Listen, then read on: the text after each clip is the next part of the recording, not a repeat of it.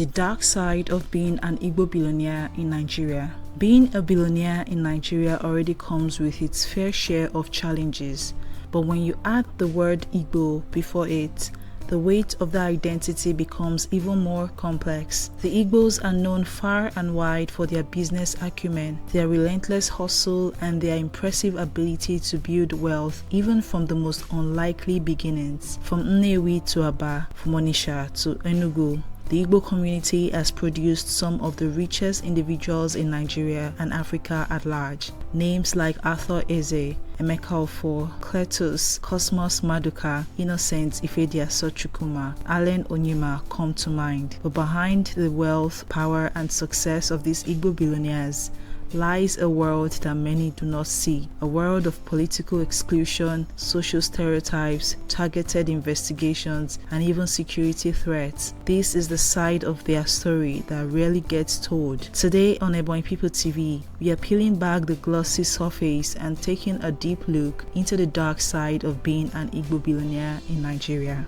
For many Igbo billionaires, wealth is not just a personal achievement, it becomes a responsibility. The Igbo culture is deeply communal, and anyone who makes it big is automatically expected to carry their entire village, extended family, and sometimes the entire region on their shoulders. From sponsoring countless education projects, to funding burials, to building roads and town halls, the financial pressure placed on successful Igbos is enormous, and failure to meet those expectations often leads to serious backlash and rejection from their communities. This heavy burden means most Igbo billionaires never really retire. They keep working, expanding, and reinvesting, not just because of ambition, but because they simply cannot afford to stop. Despite their wealth and economic contributions, Igbo billionaires often find themselves politically sidelined in the larger Nigerian power structure. Many of them face difficulties when trying to expand their businesses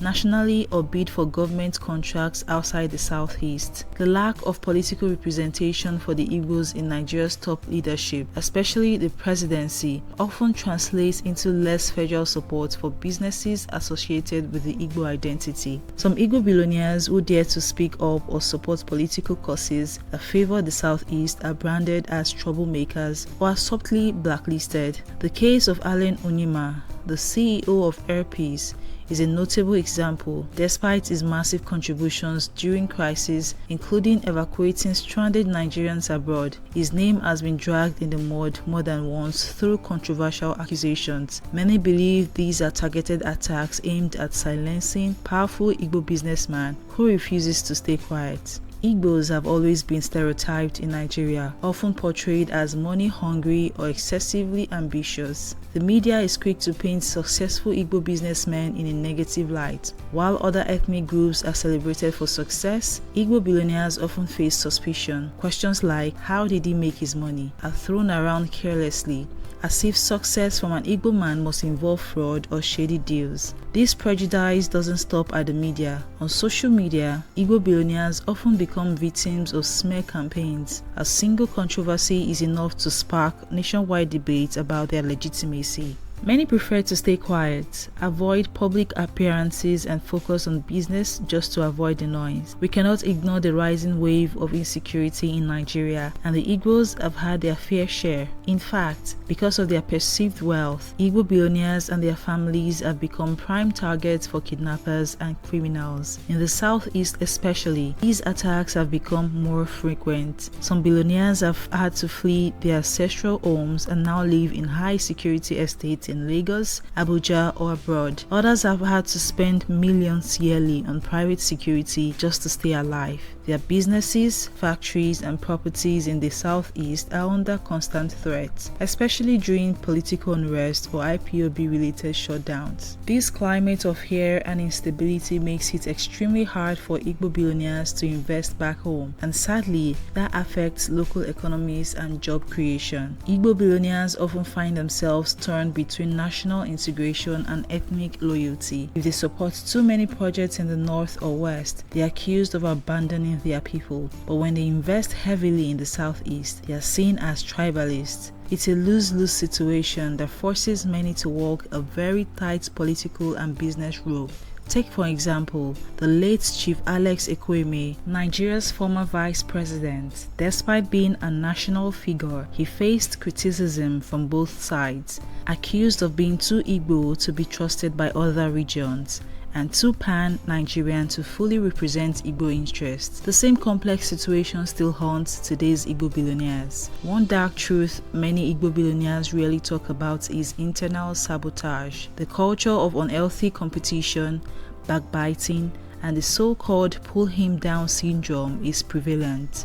Some promising ventures have crumbled not because of external competition, but because of envy and betrayal from within. Instead of coming together to build strong Igbo-owned corporations that could rival global brands, egos and pride often get in the way. Business partners turn rivals, and some deliberately sabotage projects out of sheer envy. This has led to the fall of many promising joint ventures among Igbo businessmen. Many Igbo businessmen, particularly those who operate large-scale markets and industries, often complain of unfair taxation and targeted audits. In some cases, regulatory agencies conduct repeated inspections or slap them with unjust fines, disrupting business operations. While these happens across Nigeria, Igbo businessmen argue that they are more vulnerable, especially when their businesses are located outside the southeast. It's not uncommon for an Igbo-owned import/export business in Lagos to face more stringent scrutiny than others. Being an Igbo billionaire means you're often caught in global politics too. From immigration difficulties to visa bans, many Igbo business moguls have faced restrictions that make it harder to travel or expand internationally. The impact of these bans go beyond personal inconvenience. It affects their ability to close deals, attend summits, or build global partnerships. In some countries, particularly the US and the UK, suspicion against Nigerian businessmen is high, and unfortunately, the Igbo community often bears the brunt due to stereotypes and high-profile fraud cases involving a few bad eggs. Despite all of these challenges, one thing remains clear: Igbo billionaires are still rising. The Igbo spirit of resilience, innovation, and hustle is unmatched. Even in the face of marginalization, insecurity, and social suspicion, they continue to build, create jobs, and impact society.